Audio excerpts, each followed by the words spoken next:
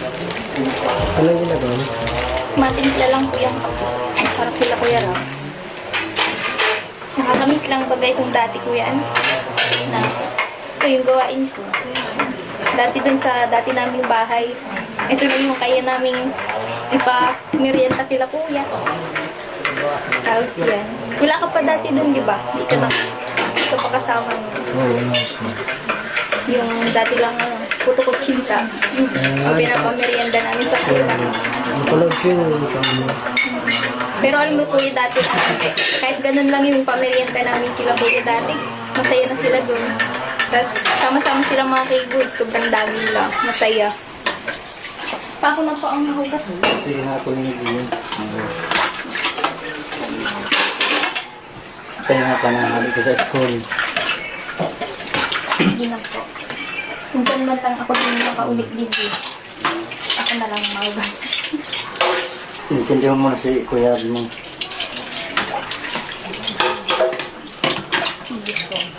Talagang tuwing pumupunta kami dito, di nawawala ang pakape. No? Namimiss mo ba, Carla, minsan yung bahay niyong maliit doon?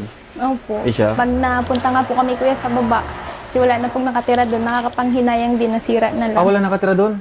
Parang naluluma siya ng naluluma. Opo. Ano bang po yung lagayan ng lambat ng asawa ko pag Ah. hindi sa pagla? Bodega na lang Kuya po. Siguro na, naalala nyo dati, no? Yung dati, nagkakasya lang tayo sa isang, ano. At tanda ko yun eh. Tapos si Carla, natago pa sa kwarto eh. Pag babisita na kami, Carla, matago mo na sa kwarto. Pero grabing sikip nun, no? Pag na-unbox nga po Nag-unbox tayo baga tayo nila, Joms. ano, halos wala na kaming matulugan. Grabe. Kaya nga. Pag dadating niyo pong madaming package Tapos, na dala. nung time na yun, yung puro unboxing tayo, doon ka tumaba. Kasi puro tsokolate. Paborito mo pa naman chocolate, no? Opo. Doon si Carla naglobo talaga eh, nung mga nag-unbox tayo. Tapos after a few months, tumaba si Carla eh. Kasi puro tsokolate. Ngayon siguro, di ka na masyadong chocolate. At kaya mo naging paborito kasi that time, bira ka makakain.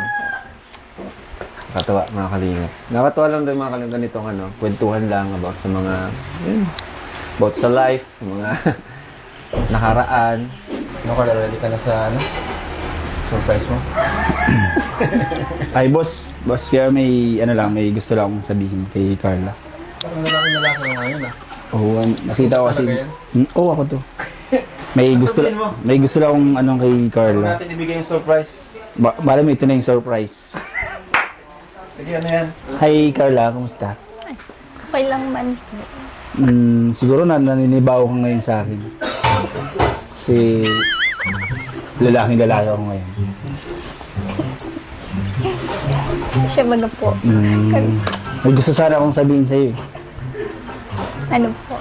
Kasi narinig ko kasi kay boss na papahingaan kayo ni Jomar. So, napag-isip-isip ko na ano. Dahil wala naman si Papa James ngayon. Baka lang gusto ni boss na ano. Ako na lang yung muna yung pumalit sa kanya bilang kalab team mo. Ano, okay lang yun sa'yo? Ayoko po. Tsaka, mababash ka pati. Hindi, okay lang yun. Basta ano, basta may hindi, basta gusto ko lang maipahatid sa yung gusto ko, di ba? Ako yung magpupuno ng mga pagkukulang ni Papa Jones. Bakit po? Ano pong makikita mong pagkukulang niya sa akin? Ay, maraming pagkukulang. Na talos parehas din naman kami, gumaganon din ako ng buhok sa kanya. Kaya alos di naman kami magkalayo ng ano ni Papa Jones. Mas maputi lang naman pati sa akin ng konti, pero di kami nagkakalayo ng itsura ni Papa Jones. Siguro ang lamang niya sa akin mga 5 paligo lang. Pero kaya kong habulin yun. Carla, tanong ko lang sa'yo. Ano ba yung mga pagkukulang ni Papa Jones na hindi niya na ibibigay sa'yo? Siyempre po, wala. Wala. Akala ko meron kasi alam mo nagkakatampuhan kayo, di ba? So, ako sana yung magpupuno nun. Kaya ko naman yun. Basic lang yun. Normal lang naman po yung tampuhan, di ba? Tsaka, Yun po, naayos din naman. Ah, naayos niyo rin. Gusto mo sirain ko? Di, ano naman kasi yung sa akin lang naman is nagpabaka sakali lang ako. Siyempre, habang wala pang jump car, malay mo,